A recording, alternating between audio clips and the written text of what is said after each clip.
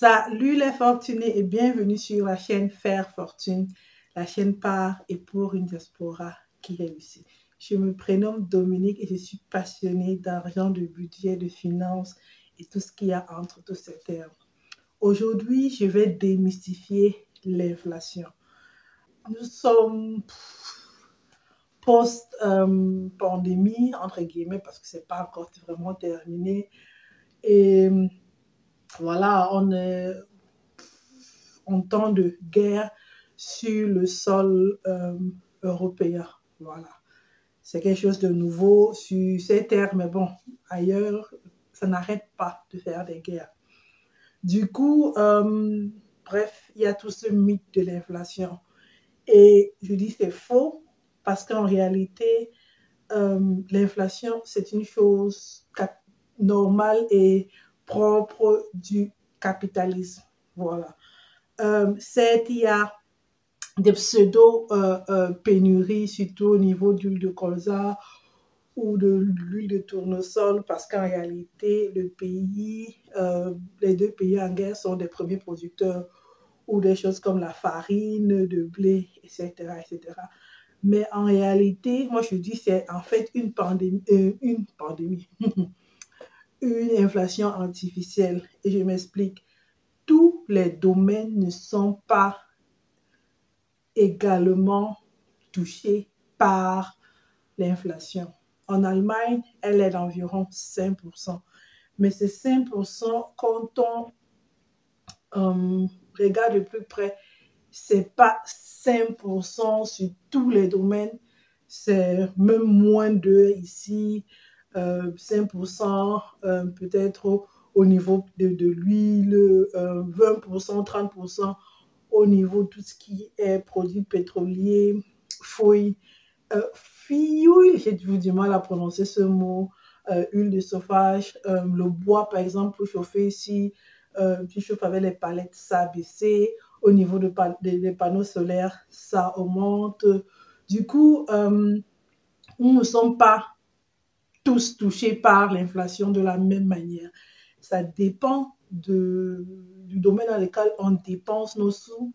Voilà, pour quelqu'un qui prend des transports en commun, 5% c'est abusé, mais par contre, celui qui a, je sais pas, 50 km ou 60, 80, tout ce qui est à plus de 15 km à faire pour aller au boulot, mais ça va faire mal, voilà, parce qu'en réalité, quand tu vas dans le gazoil, dans les 2,20 € et avant c'était 1,20, 1,50, ça fait mal. Voilà, là c'est inflation. Côté alimentaire, où je trouve que beaucoup de gens en font trop pour vraiment juste ce produit d'huile, parce qu'en même temps, la margarine restait moins chère. L'huile, en fait, la graisse en bloc, elle est moins chère. L'huile de coco qui est un peu plus saine, elle a même baissé au niveau du prix. L'huile d'olive, presque pareil. C'est au niveau des pâtes, on a rajouté 10 centimes. Le sel a rajouté 10 centimes. Mais franchement, mis bout à bout, c'est pas sorcier, c'est normal. Surtout que comparé aux autres pays européens, en Allemagne, on dépense moins, c'est-à-dire dans les 10% de ce qu'on gagne pour l'alimentation. Ailleurs, ça va dans les 15%. En France, voilà, c'est un peu des fins gourmets, entre guillemets. C'est pas tout le monde, mais bon, cuisine française. Belgique, sont les pays où je suis allée, c'est plus élevé. En République tchèque, c'est plus élevé où je suis allée. En Pologne, c'est aussi plus élevé. Le ratio, ce que tu gagnes, ce que tu dépenses pour t'alimenter, ailleurs, ça va même jusqu'à 40%.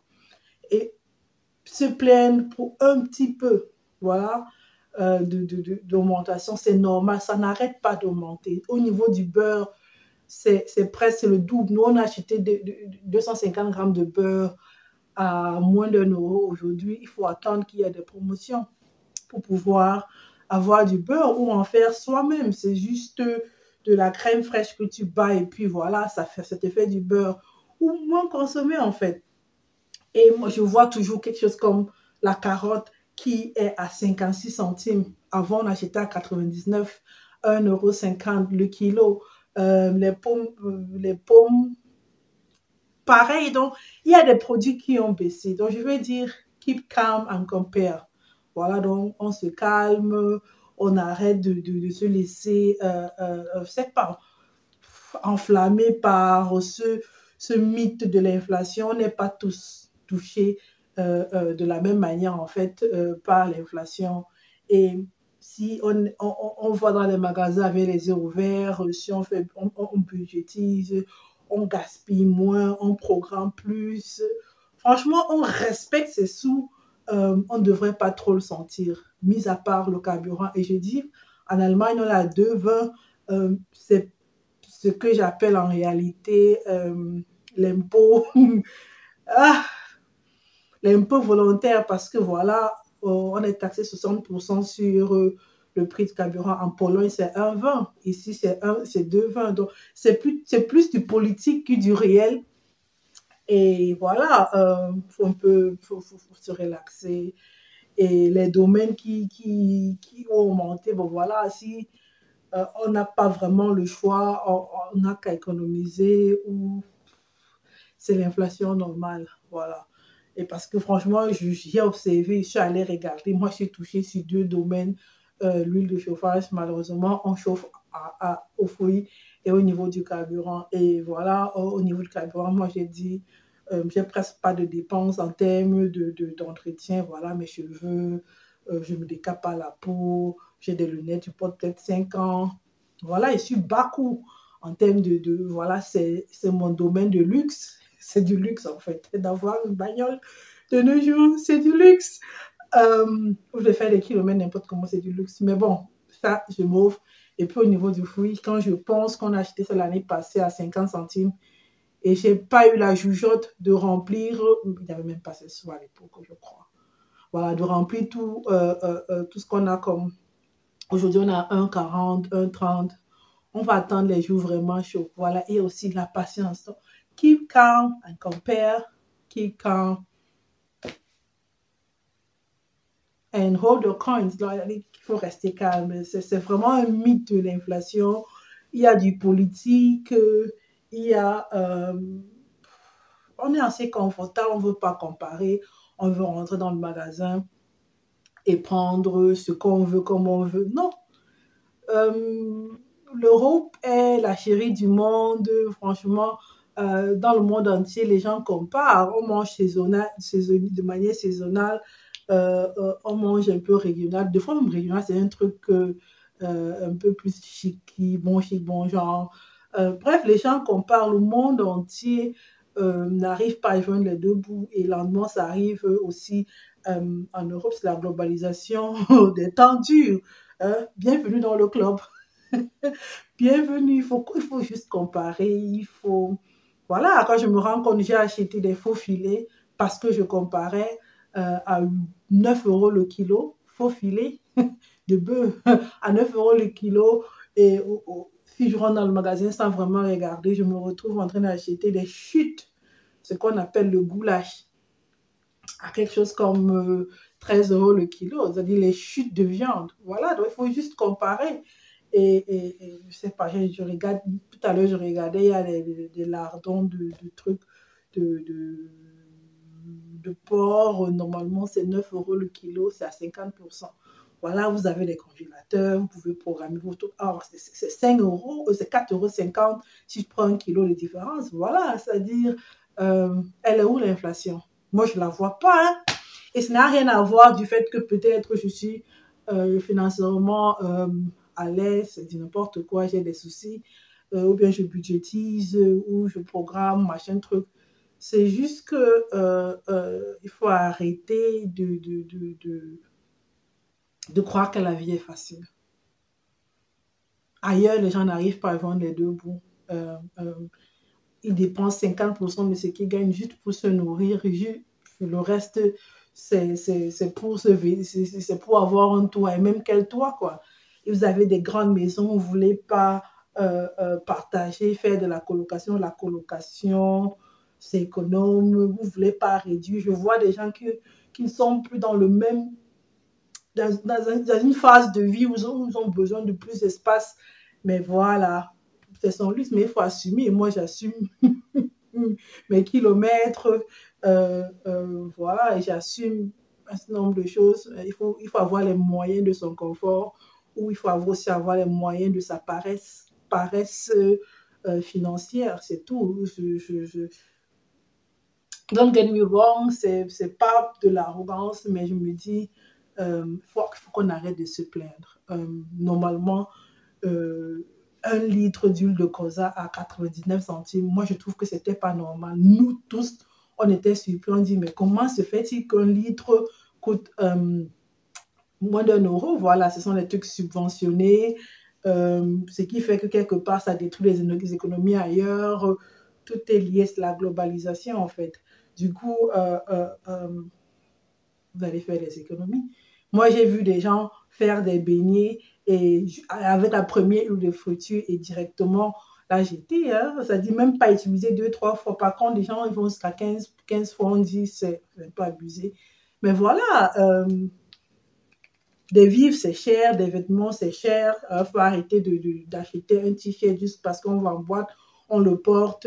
C'est pas normal de toutes les saisons avoir des nouveaux vêtements. Et non, les gens, ils portent les vêtements 3, 4, 5, 10 ans, 20 ans, jusqu'à ce qu'il y ait des, ça devient des lambeaux. C'est ça, en fait, le cycle normal. Donc, peut-être on va garder la doudoune 5, 6 ans si on ne prend pas du poids. Voilà, aussi longtemps que ça réchauffe, on maintient. Il faut peut-être repenser notre manière de consommer, dépenser de manière durable, c'est-à-dire, franchement, un sou est un sou. Voilà. L'Europe était la chouchoutée financière du monde. Bienvenue dans le club des gens qui, voilà, n'arrivent pas à joindre les deux bouts, où l'inflation, c'est même plus là, en fait, c'est déjà là, mais on garde le cap. Voilà, c'était ce que j'avais à dire. Laisse-moi en commentaire comment est-ce que tu ressens l'inflation, quel est le domaine le plus poussé.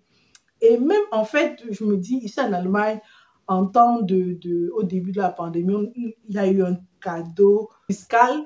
Il y a eu un cadeau fiscal de 3%, mais c'est ça qu'ils récupèrent maintenant. Voilà, c'est comme le diable, on donne avec la main gauche et on récupère avec la main droite. C'était 3% sur tout. On se dit peut-être qu'on ne ressentait pas, mais quand tu dépenses 100 euros, ça fait 3 euros que l'État te donnait. Du coup, on va peut-être pas faire le shopping d'été, on va regarder dans nos placards ce qu'on a encore de guerre, de, c'est pas, se mettre de la saison passée, surpassée, et ces sous, on va les mettre de côté. Pareil pour l'hiver. Voilà, on va dépenser que l'essentiel. Comme dit une budgéteuse, voilà, j'en ai terminé. Merci d'avoir regardé jusqu'ici. Surtout, n'oublie pas de me donner de la force en t'abonnant si tu ne l'as pas encore fait, en me laissant un commentaire. Peut-être ça fait un peu arrogant, mais pour nous qui avons la richesse diasporale, on connaît plusieurs mondes. C'est déjà vu en fait. Il était grand temps. Il était grand temps. Peut-être qu'à un moment donné, vous allez comprendre les combats des autres et les taux financiers que certaines structures créent dans certaines communautés, dans certains pays.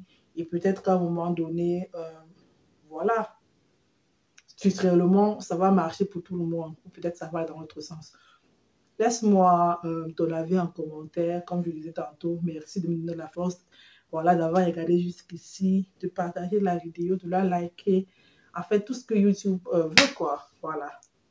Salut!